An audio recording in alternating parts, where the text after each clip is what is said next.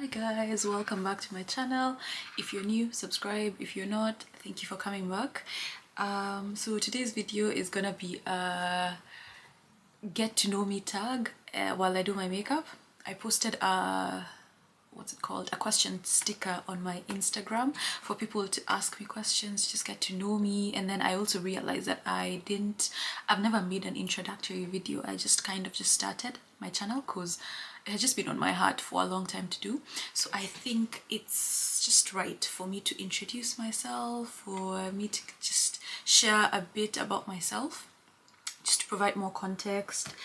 And yeah, I hope you enjoy. Follow my Instagram if you haven't, because I mean that's where I posted my question sticker. So my Instagram is linked in the, is it called a description box? I don't know that it's linked inside there, but basically if you go into the description box you should be able to see the link to my Instagram and my TikTok as well. So please give me a follow and let's get into the video. So we're gonna start with my brows, and for that I use the e.l.f. brow lift and the e.l.f. eyebrow pencil. Yeah. And the first question, what's my name? My name is Esther Washushu Mbogwa. Those are my official government names. Yeah. So I mean, fun fact, if you ever meet anyone with the name Washushu, just know we're related because it's a name unique to our family. So at least my mom's side of the family, and that's where I'm named from. So if you ever meet anyone with that name, just know that we are for sure related. Multitasking is a lot of work. But on to the next question. My birthday, or how old I am, my star sign and all of those things. So my birthday is on the 3rd of April 2003. So that makes me 21 years old. But I'm turning 22 in obviously a couple of weeks. I think 3 weeks to be precise, because today is the 16th of March. So my birthday is in a few weeks. And yeah, I can't believe I'm turning 22. Just the other day I was... I just can't believe that I'm turning 22. But I'm grateful. I'm grateful for life because, I mean, what's the alternative to aging? Dying, right? And I'm not trying to die, so I thank God. I'm very grateful. So, since my birthday is on the 3rd of April, that makes me an Aries, or whatever it is. I don't know how to say it. An Aries, yeah. Do I believe in, like, star signs per se?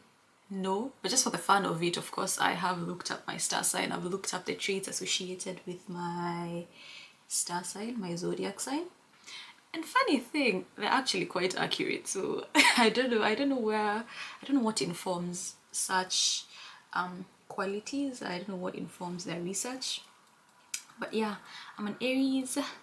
So your typical Aries, if you go look up characteristics of an Aries person, your typical Aries then. But I don't really care for them per se. Carve out my brows, I'm gonna be going in with the LA Girl Pro Concealer. Yeah, another fun fact about me is that I was actually born in Belgium. I was born in Belgium, but I grew up in Kenya. So I am Kenyan, fully Kenyan. I have no dual citizenship. I was just born in Belgium. I actually got the chance to visit Belgium last summer, June 2024, and I mean, I can't explain the feeling. It was just so I can't find the word to describe it, but basically such a magical experience, recreating a picture that my parents took holding me 21 years later. Same monument, same everything. So I was so happy to visit, and I would definitely go back. Maybe I'll go back with my family just for the sake of it. Next, I am one of 4 kids or siblings. So I have 3 other siblings, and that's 2 sisters and 1 brother. And if you had to guess, what birth order would you think I am? Let me give you a second to guess.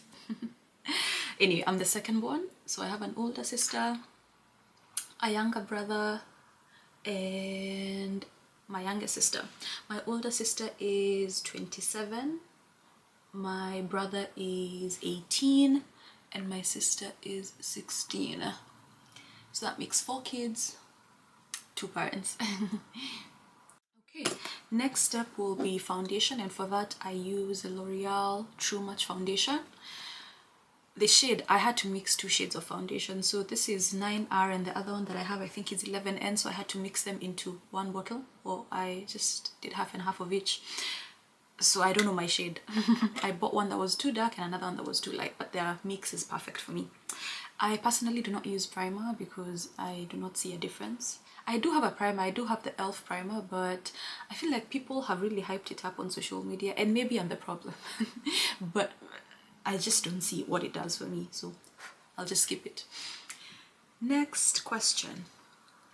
Where am I now? So like, as I mentioned, I'm Kenyan, but I'm currently in the UK, and I have been in the UK for the past 3 years now. Yeah, since 2022 September. And yeah, I'm at uni. I came to the UK for my undergraduate education, and I study computer science at the University of Sheffield in England. Yeah. So, as I mentioned, I'm studying computer science, but my degree in particular is BSc Computer Science with a year in industry.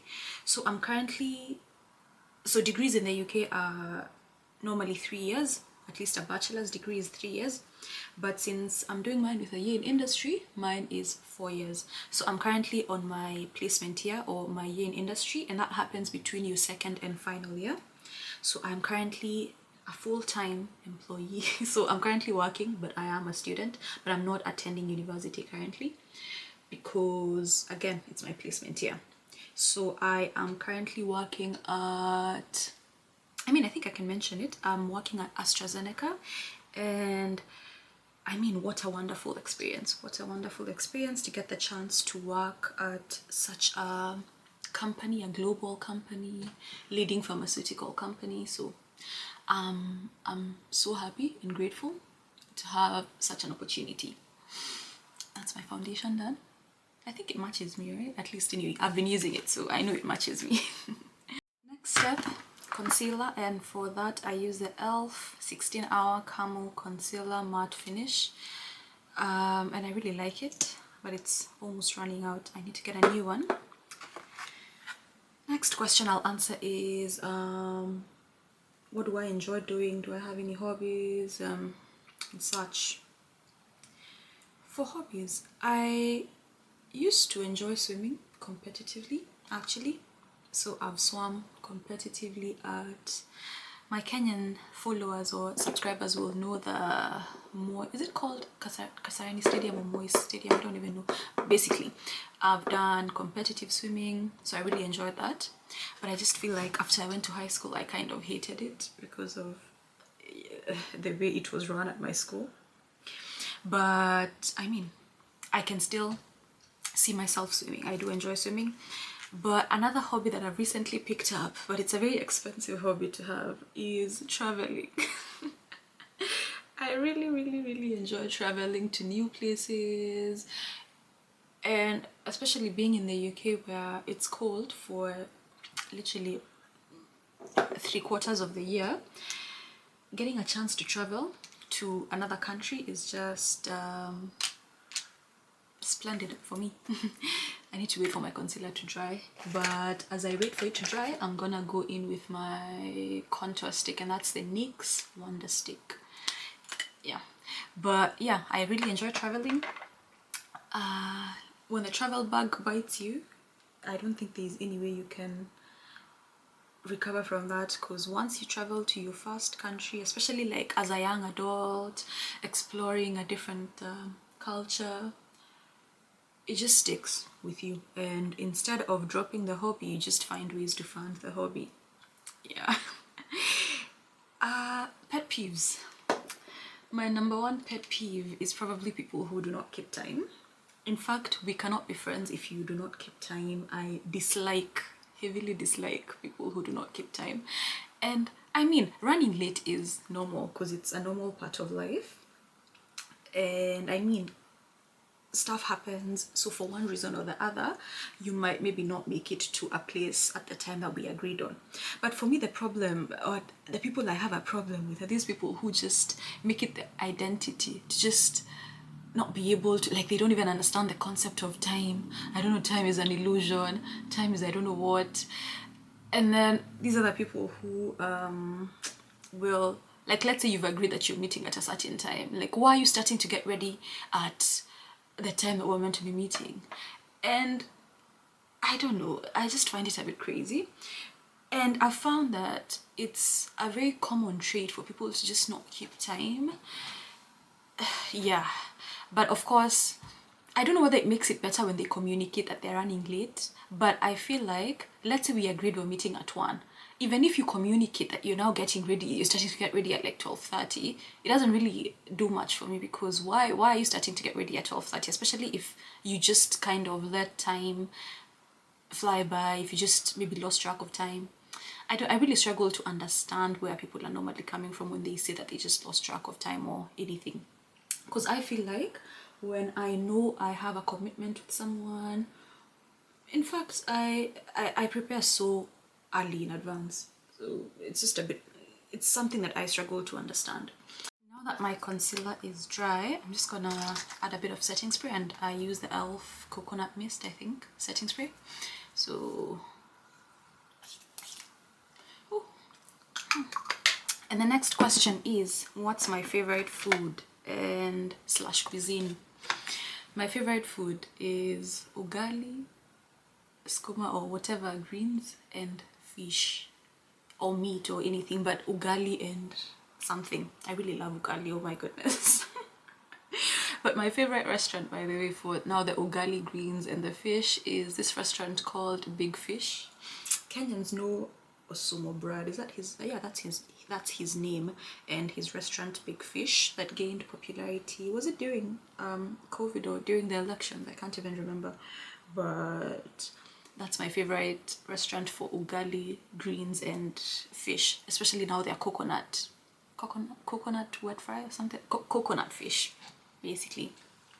But my favorite cuisine is Indian food. I really love Indian food. I think the best Indian food I've had has been from this restaurant in Nairobi called Red Ginger. I'm sure you guys know it. I'm sure you've heard of it in Nairobi, at least for the Kenyans. And I really love that their portions are so big, and yeah, such an aesthetic restaurant as well, and the food is so flavorful. Really love it. In fact, I've never been able to finish one portion of food. I always carry some back home. Yeah, so my favorite cuisine, Indian. Now next, the next set of questions are questions from the Instagram sticker. Oh my goodness, how am I gonna blend concealer and talk? Please ignore the faces I'm making. But yeah, so on Instagram, a few of them were like just compliments and stuff. So someone said, "You're so cute," thank you. Another person wanted to remind me how awesome I am and that they love my content and look forward to it. Thank you, that's cute. And then my brother here, who's my number one nemesis, at least in a funny way, was like, "Oh, what's your brother's art? I hear he's the funniest." So yeah, my brother is really funny. I really like him a lot. So those are the compliments I got, in at least to categorize the questions I got or comments. The next set of questions will be about life in the UK, but please let me just blend my concealer because I don't think I can blend and talk, and then we'll come and get into questions about living in the UK. I forgot to mention another hobby I have, by the way, and that's doing my makeup. I really love doing my makeup, but my concealer had dried a lot more than I expected, so it was a bit hard to blend out, but I think we're all good now. Okay, so life in the UK. So the questions ranged, I mean, they're very similar, so I think the key points are: how did I adjust to life in the UK? Was there any culture shock? Does it get lonely? Ups and downs, and generally how it is? And would I recommend it for someone pursuing an undergraduate degree? Okay, so I came to the UK when I was I 19? yeah, I had just, okay, not just turned, but I had turned 19 a couple of months back. And I must say that it's an adjustment for someone at that age, especially. I mean, okay, sorry. I want to remember to do my makeup as well. So I'm doing blush, and for blush, I use e.l.f. as well. e.l.f. Camo liquid blush, yeah. A little goes a long way. So I came to the UK when I was 19, and it's an adjustment because you do think you're an adult, but you are still quite young. But luckily for me, I got the chance to do my foundation year at, I did my foundation year at Brookhouse. So I did that for a year. So you're able to make friends, you're able to at least know a group of people who are going to be experiencing the same changes as you at that particular point in time. So it was, I think, well, of course now I can't compare it with maybe someone who, I can't compare my experience with someone who maybe came without knowing people and stuff, but given that cushioning of having known a few people before coming, I think it made the adjustment a bit easier, because you could at least maybe reach out to someone, just ask them how they're doing, find out whether you guys are experiencing the same kind of adjustment issues, or they could even maybe give you a sorry, give you a few tips on how to make your adjustment better. So it wasn't too bad, but of course there are the normal things like maybe feeling a bit homesick, being in a country where you don't really understand maybe how the education system works, because I must say that the education system in Kenya is one where the teachers are on your neck quite a lot to make sure that you're reading, making sure that you're passing your exams. At least I was at the Kenya high school, and they used to be on our necks about such things. But now coming to the UK, where it's kind of on you to take responsibility over your life. But I'm assuming even in Kenyan universities, you do still need to take charge of your learning and stuff in a sense, but it's different just psychologically. I feel like it's maybe similar to the experience in Kenya in terms of taking charge of your studies, but psychologically, since you're in a new location, you do imagine that maybe your struggles are a bit unique, or that this experience is very different from how it would be back home. But I think objectively it is an adjustment. So culture shock.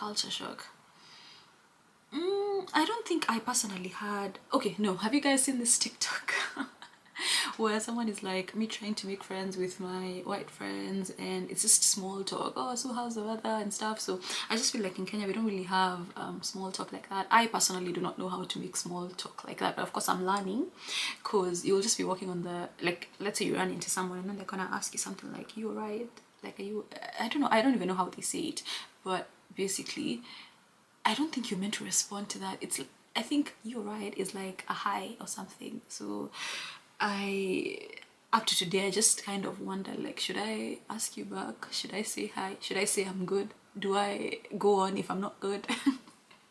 So there's such kind of small adjustments in a sense in terms of maybe how they communicate, how the learning, how the teaching is as well, because at the end of the day you have to like make sure you're getting to class on time, making sure you ask the lecturers questions if you have any questions. And I feel like coming from a background where I've always been an overachiever, like, yeah, I thrive in environments where I can ask questions and stuff. And I remember in my classes people never used to ask questions, and I'd feel so awkward putting my hand up to ask something. But I mean, I still just went ahead and did it, because you're better off just asking your questions and making sure that you understand what's going on, rather than you missing out and then having to struggle to recover lectures. But I think I haven't had any like negative culture shock experiences. I think it's just been, oh, okay, they do things differently. Their greetings are a bit different. Their vocabulary I mean, their kind of slang, or the way we have sheng, like, yeah, they'd have words that maybe I wouldn't intuitively understand what they mean unless maybe they give you a bit more context. And ups and downs. Oh, like, would I recommend it for someone doing an undergraduate degree? Definitely, I would recommend it. I would still come back. Even another, like, if I were to do it, if I were to like do my life again, I would definitely still want to be here, at least for this season in my life, because the kind of opportunities that I personally have gotten I don't think I'd have gotten elsewhere, or maybe I'd have gotten them in Kenya as well, I don't know, but I just feel like the systems here are a bit more structured and more organized, such that you're able to find out about whatever opportunities are there. So I've been able to attend hackathons at Google, JP Morgan, Bloomberg. I've been able to get a job at a company like AstraZeneca, and yeah, many such companies. So I just feel like there are a lot of opportunities, so I would definitely recommend it. Even for someone doing their masters, I know a master's program is maybe just a year, so that's where maybe, because if I'm to think back of my experience in first year, I was just very confused, just because I mean, I'm lacking a better word to describe it. I didn't really know. So there's this thing called a Springs Insights Week, and that's when first years go to companies and they have, I think, a week-long experience at the company, and they get to understand how the company runs, and they could even potentially give you an internship offer. So I personally wasn't aware.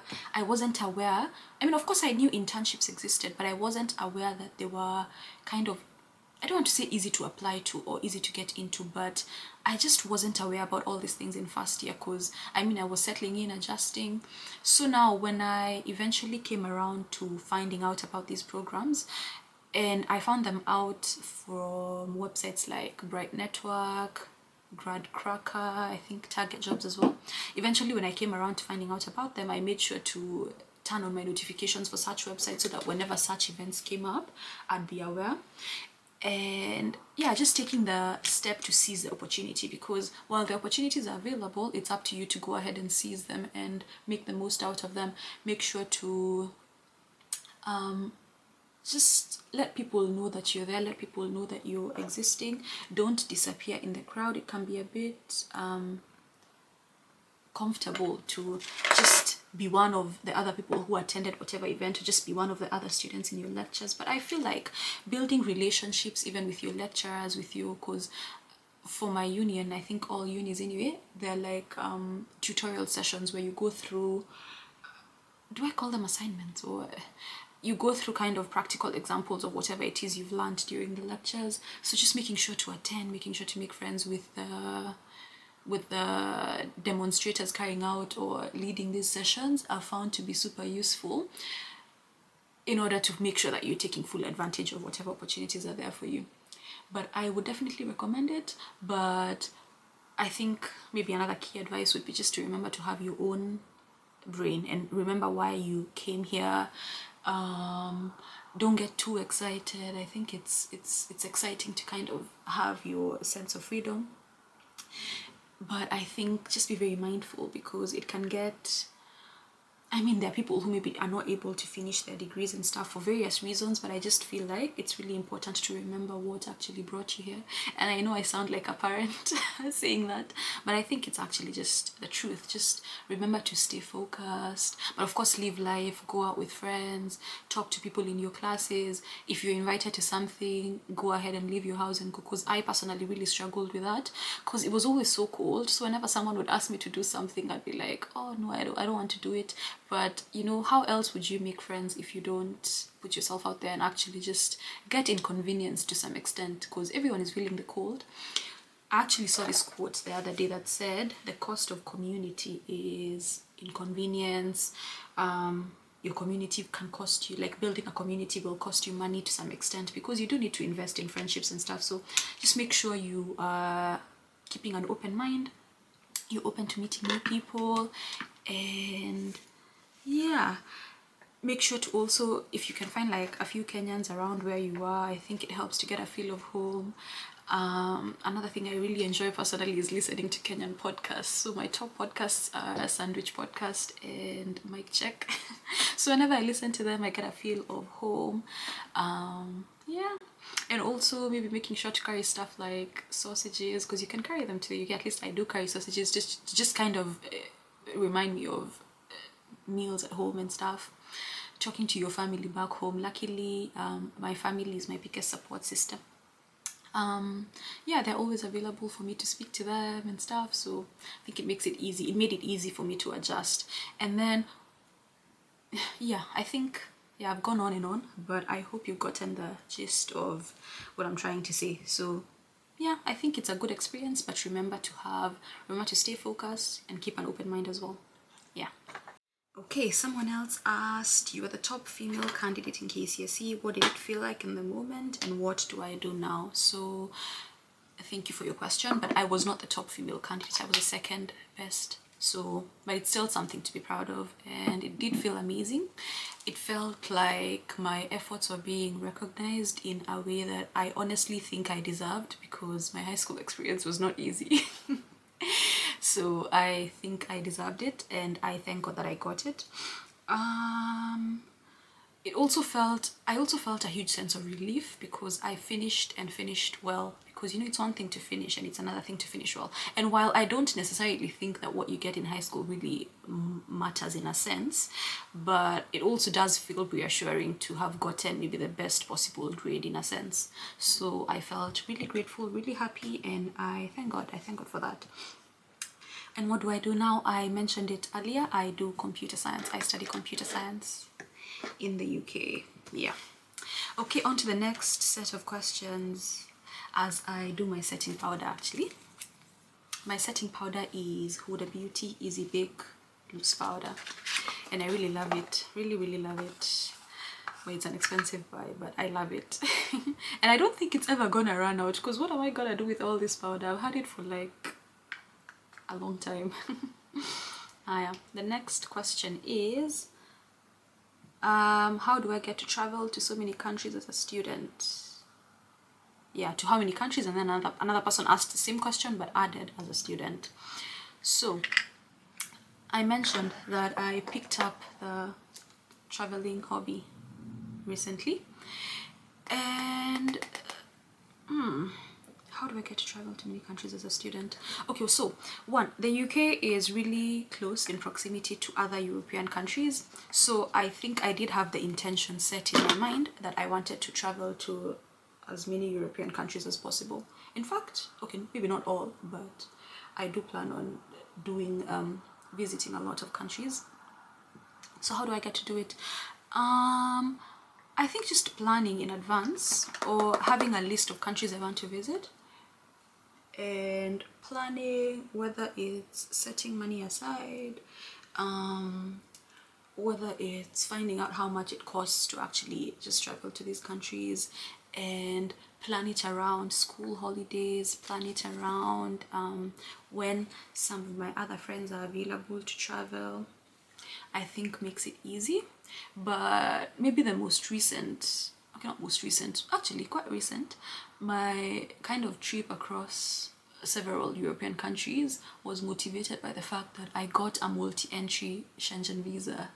And after getting, I mean, the visa was like £100 for, yeah, it was like £100 for the visa, and I got multi-entry for, was it 3 months? So I just thought it was good, or a good idea for me to take full advantage of it. And I was also told at the application center that when you get a multi-entry visa and then you travel to multiple countries, it actually motivates them to give you a multi-entry visa next time. So yes, I had a multi-entry visa, so that's what kind of motivated me to travel to those European countries that I traveled to in the summer.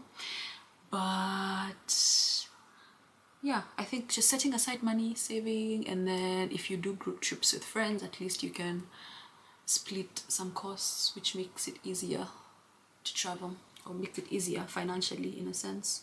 But yeah, just saving money. And because I think I've realized it's a hobby that makes me so happy.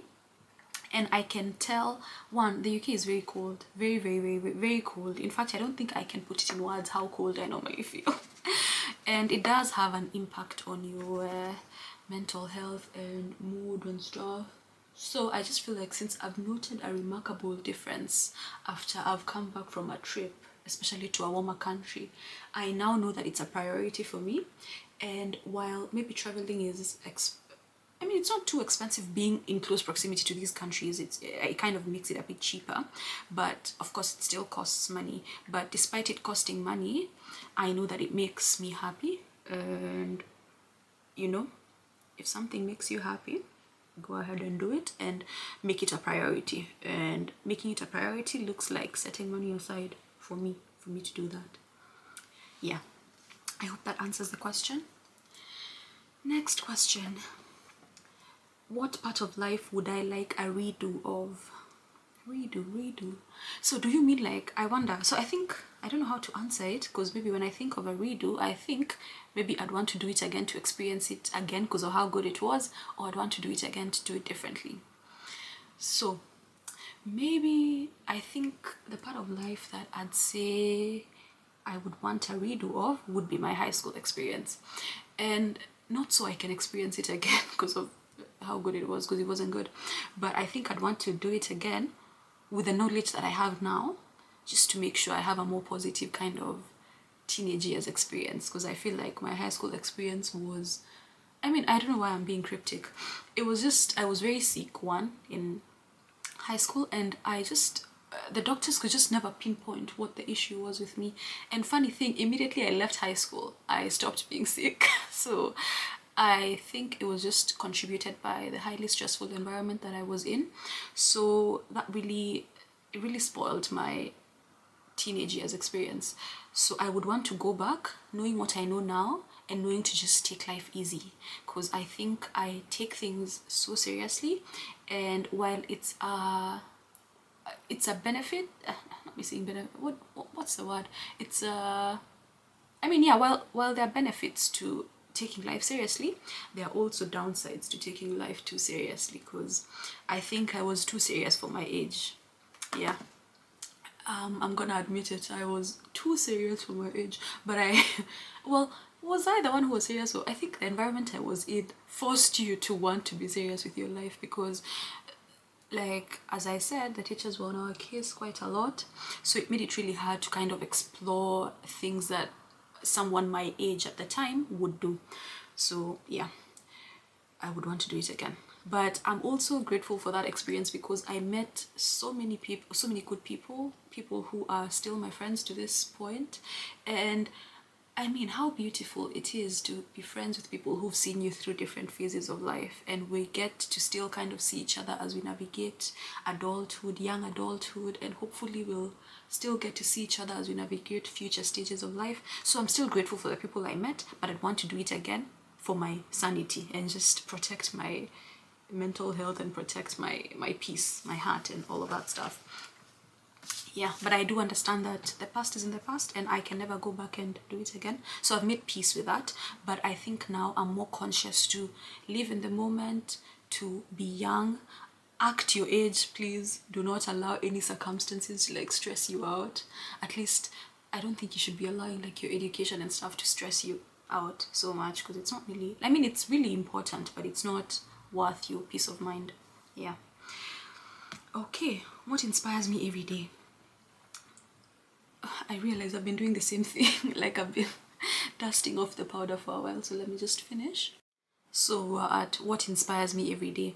So what inspires me on a daily is the kind of life I want to live in the future, and that's a life where I am comfortable, a life where I have financial freedom, a life where I'm able to get not only the things I need but the things I want, a life where I'm able to set up systems that will support my future kids, and yeah, just support me throughout my life, my life's course. So I think the kind of life I want to live in the future is a huge motivating factor for me. But I also feel motivated by my family. I really love my family, and I want my parents to be proud of me. I want my siblings to be happy with, to be proud of me as well. I want them to like maybe see me as some sort of not example in a, not really example, but of course I want them to have a good maybe model to look up to, in a sense, my younger siblings at least, and everyone in general. I just want to make my family happy as well. So what do I regret any part of my life? If yes, why? I think this goes back again to my high school experience. Yes, I heavily regret it, but I realized that I don't know how, I have no context of how differently my life would have turned out. I don't think it had, my high school experience had a direct correlation to where I am now, but I mean, I've gained some emotional intelligence from that experience. I've gained friendships from that experience. So I don't want to write it off and say that I regret it as a whole, because there's some good things that came out of it anyway, despite the high intensity stress environment that I was in, and yeah, just the kind of environment I was in. But I'm still yeah, I'm still grateful in a sense, but I wouldn't do it again. Okay, last set of questions, because I'm actually done with my makeup. I just need to do my setting spray and lips. Okay, so there were a lot of questions about like dating and stuff, and I will answer a few. So let me just do my setting spray.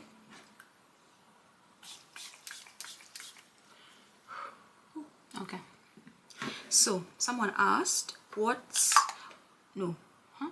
my view on relationships and what advice I would give to someone who has never been in one. So I personally think relationships are important. I think human beings are social beings, so I definitely understand the need or the craving or deep desire for someone to be in a relationship. But yeah, so I do think relationships are important. But maybe if I'm to answer like what advice I'd give to someone who's never been in one, is to not, maybe you might be feeling like you're missing out on much, and maybe you are, maybe you're not. I don't know, depends on like what you consider important. But I think I would say do not compromise on the things that you want just so you can say that you're in a relationship, because at the end of the day, you're the one who's going to be in that relationship. You're the one who is going to be experiencing whatever, in case you experience any difficulties that are outside of the normal range of difficulties that anyone should experience in a relationship. You're the one who's going to be experiencing that. And if you operate from a point of like, what am I doing? Sorry. If you operate from a point of scarcity, or like with a scarcity mindset, you might just settle for whoever, the first person who gives you attention, and I don't think that's how you should operate. So do not compromise on what you want. Of course, put yourself out there if you desire that, if you desire a relationship. Sorry, it's hard to talk and do my lip liner, but put yourself out there if that's what you desire. But of course, still have your standards and the things that you want. Do not compromise on that. Do not take on any human projects, please. Do not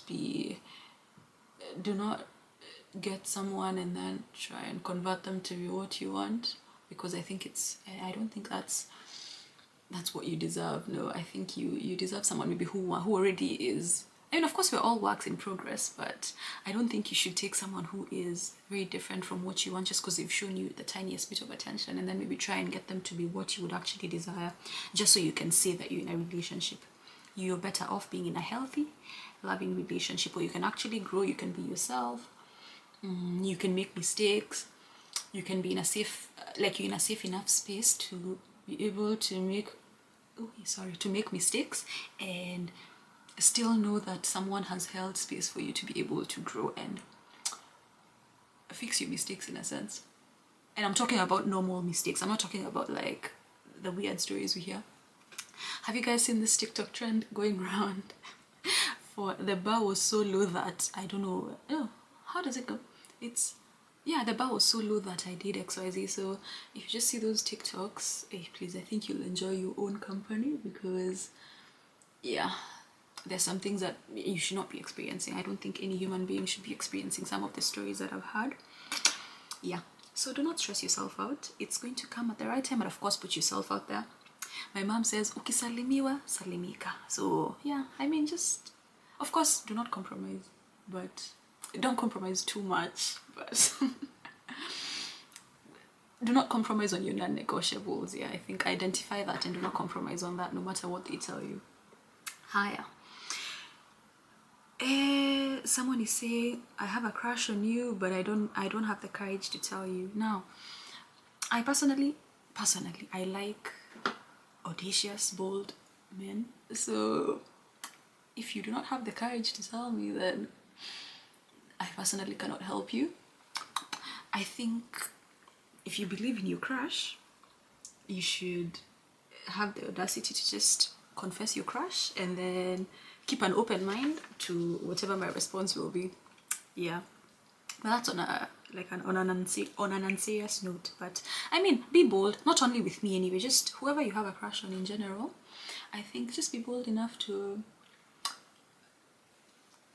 shoot your personally, I wouldn't shoot my shot personally, but I just feel like if you're a man, I personally like men who can shoot their shot. So to whoever else you potentially have a crush on, please be bold and audacious. I feel like you're better off just asking.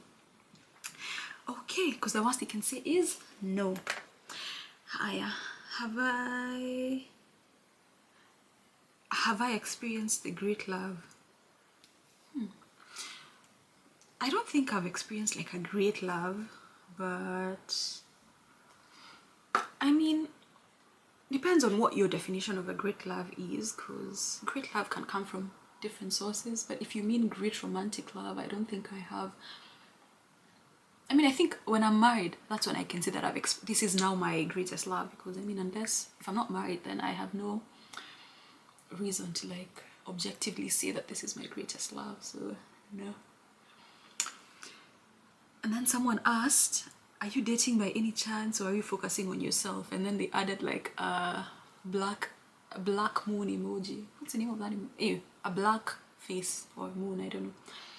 And I'm just like, why do we make it seem like you cannot date and focus on yourself at the same time? But I feel like it's probably because it's only when you're not dating someone, or it's only when you're dating someone who is not good for you, or who is just a crazy person, that you'd feel like you can't focus on yourself. Because I personally believe that relationships should be spaces where you can grow, you can focus on yourself. I don't think they should take center stage in your life, because at the end of the day, you are an individual. So I personally feel like you can focus on yourself and date at the same time. So it shouldn't be an either or thing. You can have both, in my opinion. Just as long as you're in a healthy relationship that holds space for that. Hiya. Yeah. Am I talking to anyone? Am I looking to date right now? Am I dating anyone? I have a crush on you. I mean, I think I'd say how do I put it? I like the lip color. Can you see it? I think I'd say whoever you're crushing on in general, even, I mean, outside of maybe me in this case, once more, just shoot your shot. You never know. You never know. And I think, you know, my mom sent me this article that was talking about how dating is like shopping in a supermarket and stuff. So whether I'm dating or not should not be an inhibiting factor to you. Anyway, I'm just playing. But yes, that brings us to the end of the video. I hope you enjoyed doing my makeup with me. I hope you enjoyed hearing me answer the questions that you guys asked. And I mean, feel free to ask any other questions in the comment section. In case there's any question you feel I haven't answered to the extent that you would want me to answer, please feel free to ask again. Feel free to ask again. But yeah, I think I've answered everything to the best of my ability. And yeah, thank you for watching. Thank you for getting to this point. Remember to subscribe.